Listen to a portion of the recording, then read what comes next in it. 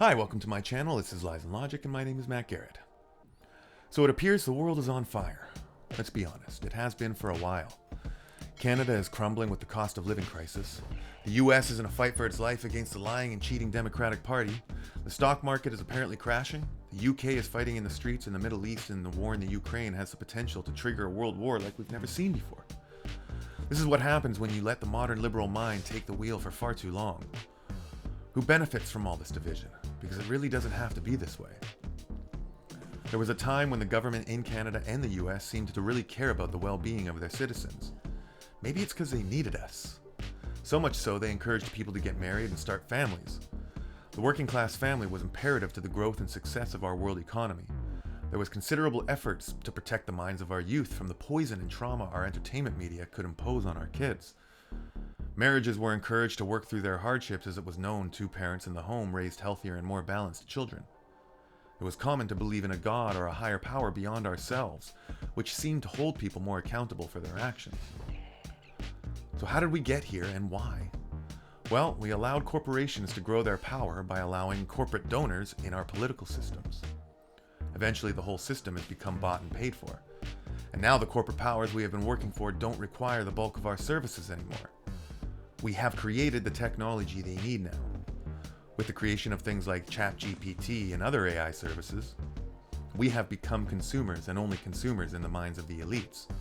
People think their jobs are safe because they work with their hands. Well, have you seen Tesla's new humanoid robots? This thing has a sensitive enough touch to crack an egg. What do you think these robots will be doing by 2030? The only purpose most of our population serves now is data farming sold to the highest bidder.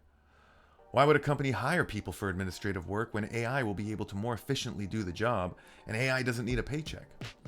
Why would a contractor hire humans when Tesla bots will do the job likely just as efficiently, and again, not need a paycheck?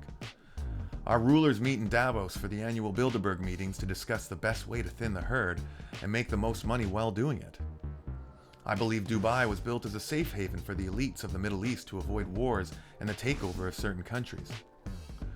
It was clear they wanted to control the oil. I also believe that here in North America, we will begin to see land on islands like Hawaii and others continue to get purchased by the rich, because the mainland is going to be so chaotic and unsafe due to millions upon millions of lost jobs as a result of technology. Hollywood has been showing us what to expect for decades. By showing us stories that resemble the truth in our own society, creates what is called cognitive dissonance. See, it becomes hard to identify truth when your mind has already adopted the concept as fiction. So when someone like myself points out what appears to be obvious facts and patterns, a common response is, "That sounds like science fiction, bro." And the conversation is over.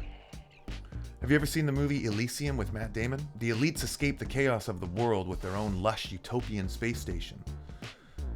So what do? Well, up here in Canada, there is a party that seems to say all the right things, and that's the People's Party of Canada. But they're not ready yet. If we give them our vote too early, we will ensure another win for Trudeau. So we must wait. We give Pierre our vote and hope he is forced to slow the economic bleeding. Then we continue to inform and educate our neighbors about what's going on and how we got here. So we can then begin to perhaps lift the PPC up so they can really turn things around. Unless, of course, Pierre really proves his worth as an honest man. But for him to do that, we must temporarily trust him. But Canada is a very small piece on the chessboard. The most powerful piece is the Queen. And guess who represents the Queen? The USA. The USA has the guns, which make it the most important piece for the elites to try and neutralize. Kamala is going for the Second Amendment, much like many Democrats before her. So it is vital the US votes Trump. More and more evidence continues to pour out that it was a coordinated effort to let Thomas Crooks take what has been labeled an easy shot for most trained shooters. When you look at the history, those that oppose corporate interests seem to lose their lives. John F. Kennedy signed Executive Order 11110 on June 4, 1963, transferring power from the Federal Reserve, which is a private bank, to the United States Department of Treasury. 6 months later, he was shot. I believed for a short period it was possible Trump was controlled opposition, but I wanted to believe he wasn't. And this shot to the ear feels like the validation I needed to trust Trump is for the people. There's a long list of to-dos to prevent the 2030 agenda from being accomplished. But step one for Canada and the US is elect Pierre Poilievre and Donald Trump. I think most of us have been libertarians at some point or another. I I believe that's because humans' inherent nature is to care and protect for others. But as they say on a plane in a nosedive, get your mask on first or you won't be able to help anyone. It's time each country fights their own fight, even if the cost is great.